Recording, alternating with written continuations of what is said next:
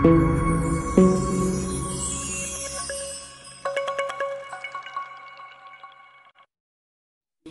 اللہ الرحمن الرحیم۔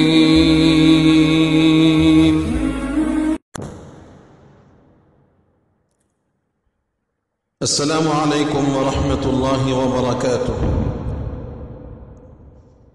ایک خاوند نے اپنی بیوی کو پہلی ملاقات میں یہ نصیحت کی کہ 4 باتوں کا خیال رکھنا۔ پہلی بات یہ کہ مجھے آپ سے بہت محبت ہے، اس لیے میں نے آپ کو بیوی کے طور پر پسند کیا۔ اگر آپ مجھے اچھی نہ لگتی تو میں نکاح کے ذریعے آپ کو گھر ہی نہ لاتا۔ آپ کو بیوی بنا کر گھر لانا اس بات کا ثبوت ہے کہ مجھے آپ سے محبت ہے۔ تاہم میں انسان ہوں، فرشتہ نہیں ہوں۔ اگر کسی وقت میں غلطی کر بیٹھوں تو تم اس سے چشم پوشی کر لینا، چھوٹی موٹی کوتاہیوں کو نظر انداز کر دینا۔ دوسری بات یہ کہ مجھے ڈھول کی طرح نہ بجانا۔ بیوی نے کہا کیا مطلب؟ اس نے کہا جب بالفرض اگر میں غصے میں ہوں تو میرے سامنے اس وقت جواب نہ دینا۔ مرد غصے میں جب کچھ کہہ رہا ہو اور آگے سے عورت کی بھی زبان چل رہی ہو تو یہ چیز بہت خطرناک ہوتی ہے۔ اگر مرد غصے میں ہے تو عورت اوائڈ کر جائے، اور بالفرض عورت غصے میں ہے تو مرد اوائڈ کر جائے۔ دونوں طرف سے ایک وقت میں غصہ آ جانا یوں ہے کہ رسی کو دونوں طرف سے کھینچنے والی بات ہے۔ ایک طرف سے رسی کو کھینچیں اور دوسری طرف سے ڈھیلا چھوڑ دیں تو وہ نہیں ٹوٹتی، اور اگر دونوں طرف سے کھینچیں تو پھر کھینچ پڑنے سے وہ رسی ٹوٹ جاتی ہے۔ تیسری نصیحت یہ ہے کہ دیکھنا مجھ سے راز و نیاز کی ہر بات کرنا، مگر لوگوں کے شکوے اور شکایتیں نہ کرنا۔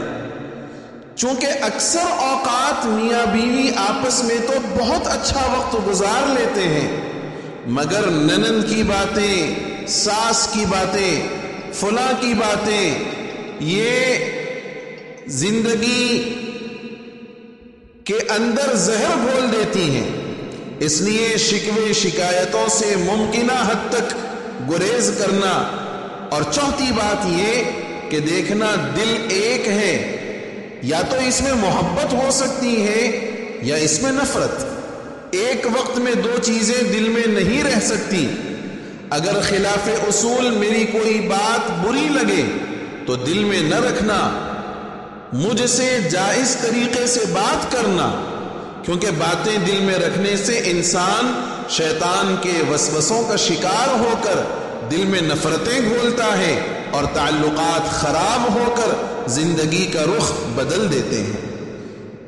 آج ہم ان 4 نصیحت والی باتوں پر غور کر کے دیکھیں اور کوشش کریں کہ ہماری عملی زندگی بھی اسی طرح گزرے کہ ہم ان 4 نصیحت والی باتوں کو اپنی عملی زندگی میں شامل کریں تو انشاءاللہ میاں اور بیوی، شوہر اور اہلیہ، ان کی زندگی اطمینان، پرسکون اور محبت بھری گزرے گی۔